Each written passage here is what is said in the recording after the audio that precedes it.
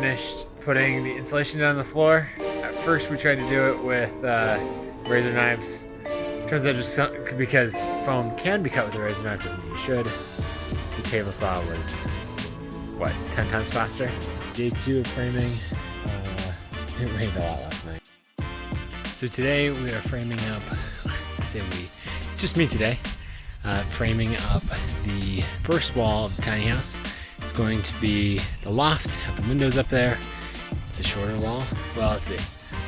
It's not as long, it's a taller wall, so I figured I'd start there and go from there. I'm doing it this way so I can stand it up in sections, because I think that's easier than setting up a 24-foot piece and getting it up and over the wheel wells.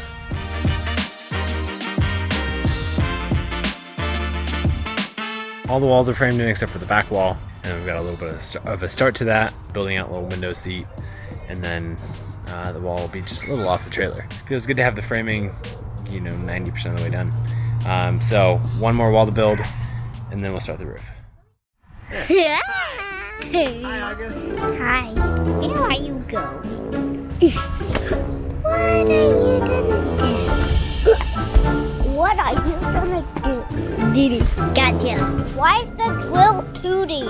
What's the other button? I can jump over both. Diddy.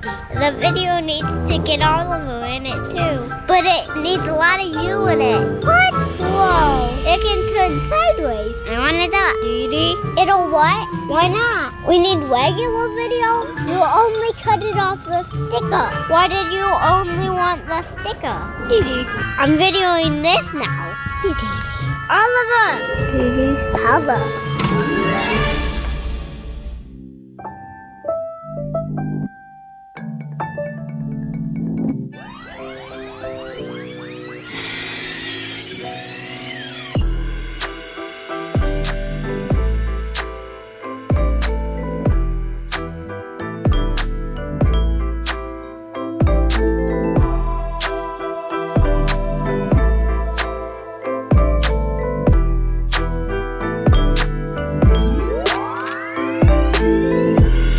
Up on top of the roof, just putting the last pieces on.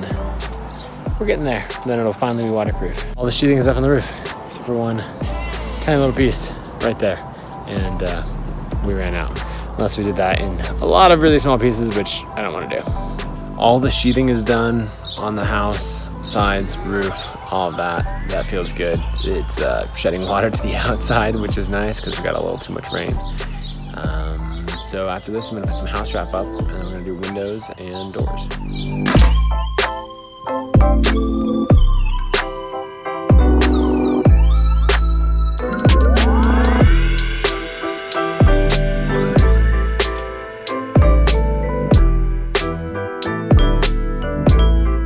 Today's all about electrical. So my friend Colby came over and he helped me get the basics figured out. Action shots, vlog content here. Yep.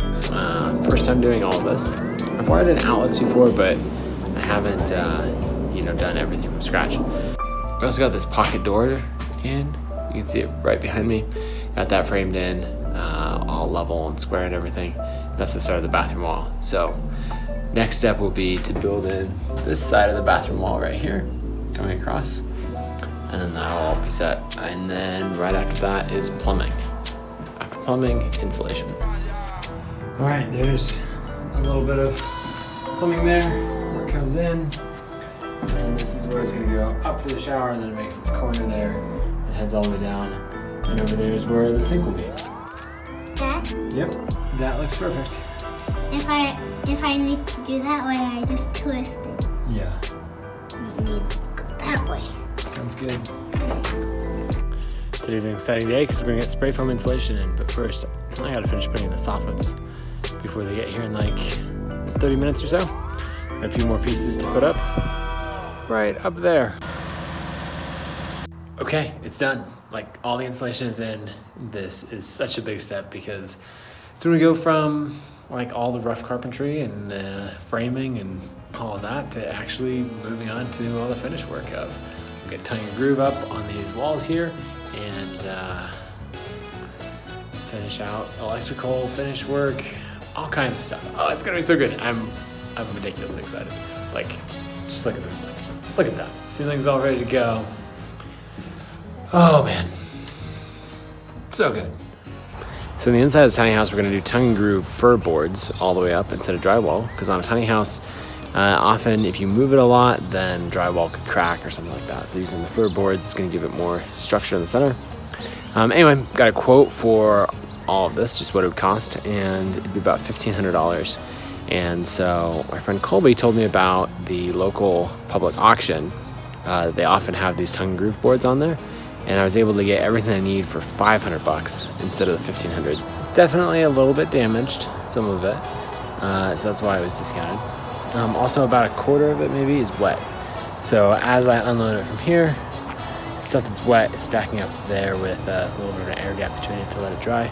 Luckily Idaho has a very dry climate, there's no humidity here. So that should dry out nicely, and then the rest is going in that pile right there.